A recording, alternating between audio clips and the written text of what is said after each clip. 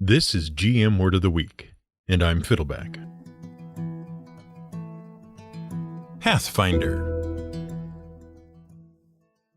At the Word of the Week, we talk a lot about our favorite fantasy game, the one involving fire-breathing winged lizards and underground catacombs filled with monsters and treasures. The one whose names are two separate components linked by a logogrammatic representation of a common conjunction whose function is the junction of words and phrases and clauses. And no, we're not going to sing that. Meanwhile, we assume you know the game we mean. If not, you might want to listen to the following two episodes: Dungeons and Dragons. Disclaimer, that those are two separate words given as the names of specific episodes of this podcast, and any resemblance between those two words and the name of a popular fantasy role-playing game is purely coincidental. We also, as you may have noticed, make a lot of jokes about living in fear of the legal team employed by a certain group of wizards who live in a tower on the coast. Truth be told, you don't have to be that cautious. It just tickles us a bit to give Wizards of the Coast and the game's prior owner, Tactical Studies Rules, a bit of a ribbing when it comes to this sort of thing because they do have a habit of flinging legal injunctions around and maintaining a tight control over their own intellectual property. That is actually kind of central to this week's word. Because recently, we here at the Word of the Week, we have started playing a few other fantasy role-playing games, and we found ourselves wondering about the name of one game in particular. And the story of the birth of that game has this litigious control at its heart. It's the story of a group of gamers striking out on their own and venturing into the gaming frontier to avoid that control. And the story of the name of that game has, at its heart, the story of people venturing out into a new frontier, and the conflict between exploring and adventuring versus leashing and controlling that frontier. This week we're telling the story of the word Pathfinder and the game Pathfinder by Paizo Publishing. Now, if you're not familiar, Pathfinder is a fantasy-adventure RPG about parties of fighters, wizards, clerics, and rogues wandering a medieval-inspired fantasy world and having exciting adventures. Many of those adventures involve delving into underground mazes and structures, killing monsters, plundering treasure, and occasionally slaying a dragon. And the resemblance between Pathfinder and that other fantasy game is not particularly accidental. Not by a long shot. Nor is it particularly new. Pathfinder was designed by Jason Bullman and was first published as a standalone game by Paizo Publishing in 2009. And Bullman and Paizo made no secret of the fact that it was, in fact, meant to be an alternative to D&D, offering the same type of gameplay and the same basic experience. Heck, they made no secret of the fact that they used a lot of the rules of Dungeons and Dragons. And we'll get to why in a moment. As we said, publishing what we will politely refer to as an alternative to Dungeons & Dragons, and what might be less politely referred to as a knockoff, was nothing new. It was a tradition almost as old as D&D itself. For example, in 1975, a librarian in Phoenix, Arizona, Ken St. Andre, borrowed a copy of the Dungeons & Dragons rulebooks from a friend. And remember, at this point, the game had been freshly minted only a year before, in 1974, and St. Andre had some mixed emotions. He was positively excited by the possibility of such an open-ended adventure game as Dungeons & Dragons. But he was not a wargamer by any stretch, and therefore he was a bit turned off by a game he saw as needlessly complex, that took itself far too seriously, and that required dice nobody had. He thought role-playing games would be far more approachable, with a little more fun, a lot fewer tables and charts, and dice everyone recognized. So he partnered with a friend, Rick Loomis, at a company called Flying Buffalo, and they made their own fantasy-adventure role-playing game. It took place in the same sort of medieval fantasy universe as D&D, and involved the same sorts of adventures, but it was streamlined, more approachable, and had a lighter tone. Ken St. Andre, Rick Loomis, and the folks at Flying Buffalo made no secret that they were selling their game as an alternative to Dungeons & Dragons. Heck, they even named their game Tunnels and Trolls. They weren't trying to be subtle about it. And Tunnels and Trolls did find an audience. It just wasn't the killer app Ken St. Andre wanted it to be. The game still exists today. It's in its 9th edition, and it's been translated to a lot of different languages. It even made it to Europe before D&D managed to cross the Atlantic, and it has been favorably reviewed whenever it has been reviewed. Reviewers often cite its fun and approachability. But it's not Dungeons & Dragons. But without it, you'd never have played any of the Fallout games. See, after Tunnels and Trolls got released, a guy named Mike Stackpole came to work at Flying Buffalo, and he wanted to do something a little bit more modern. The Tunnels and Trolls framework was great, but to translate it to a modern world, you had to make some changes. Make it less reliant on classes and archetypes and more reliant on skills and talents. And thus, Flying Buffalo published Mercenaries, Spies, and Private Eyes. Meanwhile, there was this guy named Brian Fargo. He'd founded a company making computer role-playing games called Interplay, and they'd just finished their own take on fantasy adventure and dungeon delving, The Bard's Tale, which was a loose imitation of the Wizardry series of dungeon-crawling RPGs. And just to make sure we're being totally clear here, Fargo didn't write The Bard's Tale. His high school buddy did, Michael Cranford. Cranford was the fantasy buff. Brian Fargo was more into post-apocalyptic sci-fi, after the bomb stuff, Mad Max, you know. And Fargo had this idea for an RPG set in the nuclear wasteland of his favorite Mad Max stories. But Fargo was also very ambitious. He wanted a big world to explore, stretching out in all directions. Delving into dungeons and slaughtering monsters just wasn't enough. And then he got a copy of Mercenaries, Spies, and Private Eyes. And he realized that if he wanted to design such an ambitious computer role-playing game, maybe he should talk to some of the pen and paper guys. And so, he reached out to Ken St. Andre and the crew at Flying Buffalo, and they started to work together on a massive post-nuclear computer RPG. And Ken St. Andre even came up with the name for the game, Wasteland.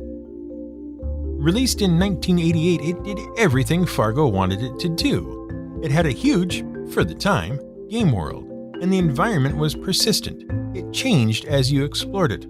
Most importantly, it had a very open and flexible system that allowed players to approach challenges, even combat, in a variety of ways using the skills they'd chosen for their character.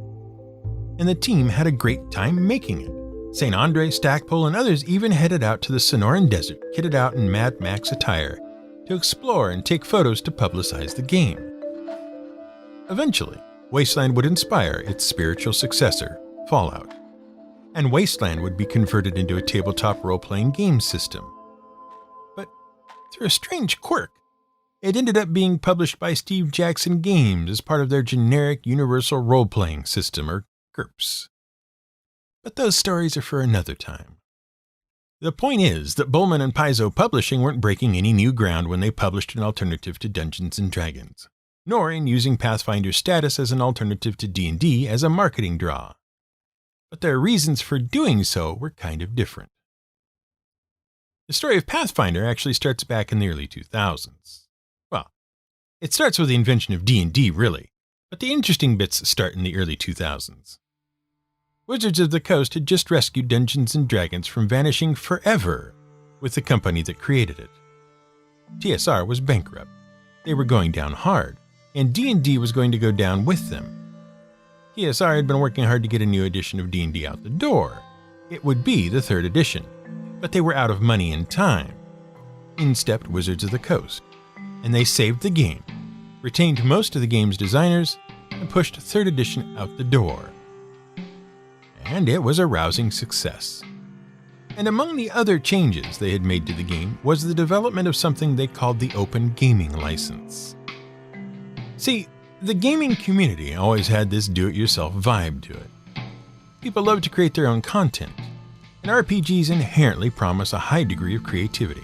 And with specialty gaming stores starting to pop up and with the internet becoming a thing, fan-made content was going to be big. Meanwhile, RPGs require a lot of support. and a single company often can't push out enough content to keep all the fans happy.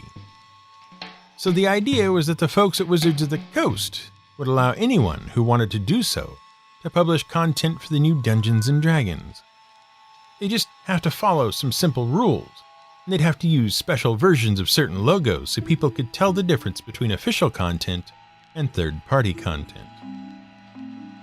This also helped the new company gain some good grace with the fans. See, TSR had gone kind of psychotic toward the end. Management had cracked down heavily on fans creating their own content, especially on those newfangled bulletin board services in America and onlineses and internets. It started flinging their weight around to stop fans from even sharing their own game content for free. And when we say weight, we mean strongly worded cease and desist orders backed up by a threat to file a lawsuit. And there was a lot of fan backlash. And Wizards of the Coast managed to gain a lot of goodwill from the fans right from the get-go by just officially saying they weren't going to sick rabid lawyers on anyone who just wanted to share their idea for a garlic bread golem on their GeoCities D&D fan page. Note, if you don't know what BBS, America Online, or GeoCities mean, kids, ask your parents. Now, officially sanctioned fan content wasn't new either. And Dungeons & Dragons even had a couple of magazines that had been around for decades that specialized in publishing fan content. Those were Dragon Magazine and Dungeon Magazine. With the open gaming license allowing anyone to publish compatible content for D&D without fear of a lawsuit, various new companies were starting to appear in the gaming space publishing D&D content of their own. And one of them showed enough promise that when Wizards of the Coast decided they wanted to farm out the publication of Dungeon & Dragon to a new third party, instead of publishing them by itself, they chose that company, Paizo Publishing. Paizo supported D&D's 3rd edition, now called D&D 3.5 by fans because of a revision to the edition that happened 2 years after its release, for a good 5 years and change. And Paizo was really good at it. They published modules and supplements and also published Dragon and Dungeon magazines, and everything was polished and held to very high-quality standards. Paizo was doing really well. And then, in 2007, the partnership was over. The folks at Wizards of the Coast had decided to iterate their game again.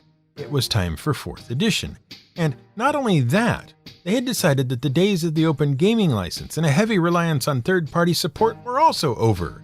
The game's rules were heavily modified. Publishers would be held to a very restrictive license if they were allowed to publish at all.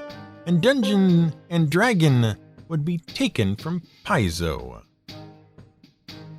Now, Ullman had been running his own games of D&D 3.5 for years. He loved the game, and he developed a lot of his own house rules for the game. And he and many other folks at Paizo weren't ready to hang up their 3.5 screens and buy a whole new edition of the game. And they could see a lot of fans weren't ready to change editions either. There's a lot of love for the 3rd edition of D&D still out there. And they also saw something else. The open gaming license wasn't revocable. That is, Wizards of the Coast couldn't shut it off. They couldn't kill D&D 3.5, or stop anyone from publishing their own version of it provided they stuck to all the rules already spelled out, and provided they changed the rules just enough to avoid accusations of just outright copying the D&D core rulebooks. And so, Paizo struck out on their own. They were no longer supporting someone else's game and playing by someone else's rules. Mostly. And they entered the gaming frontier with their own game, Pathfinder, which they made very clear was a game for people who weren't ready to give up on the older edition of D&D, because it was an evolution of those rules. And within a few years, by around 2012, Paizo and Wizards of the Coast were neck and neck in terms of fantasy RPG sales. But what about the name Pathfinder? It's evocative, certainly, and you can find it in the dictionary. It means a person who strikes out into the unexplored wilderness and scouts a trail for others to follow. It's a trailblazer, right? And the name has some weight. It's been used before. For example, on July 4th of 1997, the American National Aeronautics and Space Administration landed a spacecraft in the Valley of Ares on Mars. The mission was designed to show off a new way of gathering information about other planets, landing a robotic vehicle, a rover, on the surface of the planet. It also used a unique new landing system that involved the thing blowing up a bunch of balloons around itself to cushion its landing. The Pathfinder craft landed successfully and began firing off data back to Earth almost immediately. And the rich data included 15,000 images, over a dozen complex chemical analysis of soil and rock samples, and extensive weather data. And the data it sent back helped us construct a picture of Mars's hot, wet past. 3 months later, on September 27th, the Pathfinder lander shut down, which was kind of surprising, since it was only supposed to last for a single month before it ran out of juice and went quiet. Meanwhile, it had also released a little robot rover, the Sojourner, and the Sojourner roamed around the planet gathering even more data and sending that back to Earth as well. It helped us determine the precise rotational properties of Mars and even estimate the size of Mars's iron core. It observed clouds of ice in the lower atmosphere. It discovered magnetic dust in the air and rounded and eroded stones that suggested complex water cycles and running water had existed on Mars in the past. And it provided information about Mars's heating, cooling, and weather patterns. And then, in March of 1998, we lost contact with the little Sojourner completely for the last time. Which was surprising, because it was also basically only supposed to last for a month, and not for nearly a year. But the Martian lander that could wasn't the only NASA project to bear the Pathfinder moniker. Back in the 1970s and 80s, NASA's Environmental Research and Aircraft Sensor Technology program was working high-altitude unmanned aircraft powered by solar energy. They called their prototypes the Pathfinder and the Pathfinder Plus. And those weren't the first flying Pathfinders, because back in World War II, as strategic bombing operations became central parts of modern warfare, pilots were needed to fly ahead of the bombers to identify targets and to drop flares so that the bombers could spot and blow them up. In the United Kingdom's Royal Air Force, those spotters were called Pathfinders. Given that the name just keeps coming up and that it refers to an explorer or trailblazer, then you'd expect the word Pathfinder is an old word. One of those words we can't quite pin an exact origin on, right? Well, no. We can tell you exactly when the word was first used, when it was coined. 1939. And we can even tell you who coined it. Let's talk about James Fenimore Cooper and Natty Bumppo. James Fenimore Cooper was an American novelist. Actually, he was the American novelist. And we don't say that lightly or facetiously. He was basically the first major American novelist. He was born in New Jersey in September of 1789. And the more studious among you might recall that the United States Constitution was ratified and went into effect in March of the same year. And that's why we give him such high status among American novelists. Because he was pretty much the first true American novelist. He was born just a few months after America itself. Now, Cooper was part of a big family. He had 11 siblings, and when he was just a year old, his father, who had served as a congressman back when the United States was operating under the prequel to the Constitution, the Articles of Confederation, he was just a year old when his politician father moved his family to a private settlement in upstate New York. You might have heard of a little town called Cooperstown in central New York, especially if you're a baseball fan. Well, that's why it's called that. At the time, Cooperstown was basically on the edge of America. It was border country. It was the frontier. It wasn't an easy life. But the Coopers were wealthy, and James got a decent education and even served in the Navy. After leaving the service, he married, dabbled a bit with agriculture, dabbled a bit with politics, and generally didn't know what the heck to do with himself. And then he started writing fiction. His first major success came in a book about Revolutionary War espionage entitled The Spy. The Spy was pretty much the first dramatic novel to be set against the American Revolution, and it focused on divided loyalties, psychological tension, and character drama. So it worked. But it was when Cooper wrote a story about a pioneer family named Temple of the fictional New York frontier town of Templeton, a large family whose patriarch served as the town's judge, and which included a lot of people suspiciously similar to the people James Fenimore Cooper had grown up with, that was when he really made a name for himself. And at the heart of the story was the conflict between the novel's protagonist, the explorer and scout named Natty Bumppo, who was also known as Leatherstocking, and Judge Temple. See, they represented the conflict between respect and reverence for the untamed natural frontier and for the desire to cultivate nature through control. The books were an excellent representation of life on the American frontier, especially in the relationship between the white men and the Native American population. Leatherstocking was a character caught between worlds. He was born a white man, but had been raised by Delaware Indians and educated by German-descended Protestants. And the character captured the imagination of the time. So, Cooper wrote more stories about Leatherstocking. 2 more. The famous Last of the Mohicans, and the less well-known Prairie, in which Leatherstockings dies of old age. And people were not happy about that. Years later, Cooper realized that people were still clamoring for more Leatherstocking stories, and finally he acquiesced with a midquel of sorts called The Pathfinder. And that appeased Leatherstocking fans greatly enough that Cooper got a 5th book out of the series, often cited as the best in the series, The Deer Slayer. And that title, The Pathfinder, that appears to be the first recorded use of that phrase for an explorer or trailblazer. But, putting aside some parallels in the stories, does that mean that the Natty Bumppo novel had anything to do with the naming of the role-playing game that resurrected a dead game for a bunch of desperate fans and, in so doing, forced a company into the wild frontier of first-party publication to avoid legal control? No.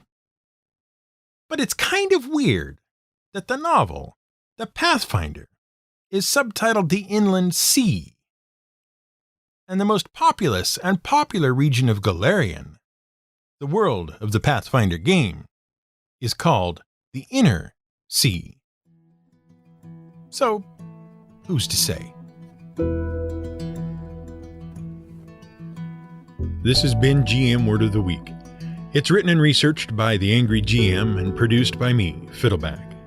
You can support us on Patreon at patreon.com/GMWordOfTheWeek. You can find more at gmwordoftheweek.com and theangrygm.com.